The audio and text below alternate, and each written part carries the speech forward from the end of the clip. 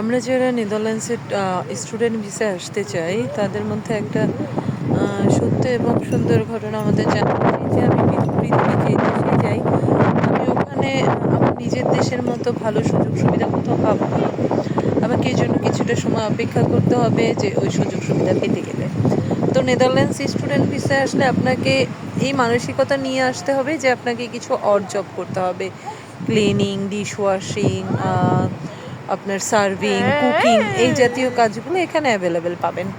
আর যেহেতু আপনার এই দেশের বা পৃথিবীর কোনো জায়গার গ্রাজুয়েশন না থাকলে সহজে ভালো জব পাওয়া যায় না। ভালো জব পেতে গেলে অবশ্যই ওই দেশের, মানে যে দেশে আপনি যাচ্ছেন, হোক নেদারল্যান্ড, ইউরোপের যে কোনো দেশে আপনি একটা ভালো চাকরি পেতে চাইলে আপনাকে অবশ্যই একটা ডিপ্লোমা বা কোনো ধরনের ডিগ্রি নিতে হবে।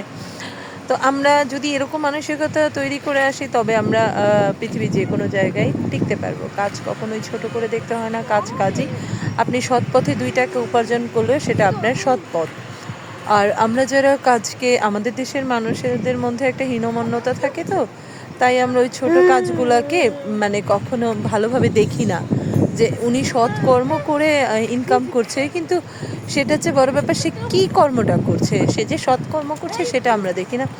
যাই হোক বন্ধুরা, আসসালামু আলাইকুম, আপনারা ভালো থাকবেন এবং আমার ব্লগে বা আমার কথাগুলো যদি আপনাদের কাছে খারাপ লেগে থাকে ক্ষমার দৃষ্টিতে দেখবেন। আর ভালো হিসেবেই নেবেন, কারণ আপনি হয়তো স্টুডেন্ট ভিসা আসছেন, কিন্তু আপনি এসে যখন এই পরিস্থিতি দেখলেন হঠাৎ করে, তো তখন আপনার উপরে একটা অন্যরকম মানসিক প্রেশার তৈরি হবে যে আমি আমার দেশে এই কাজ করতাম, এখন আমাকে এখানে এসে এরকম কাজ করতে হবে। যাই হোক, এগুলো আপনাকে মেনে নিয়ে যদি আসতে পারেন তবে অবশ্যই আপনাকে পৃথিবীর যে কোনো জায়গায় ওয়েলকাম।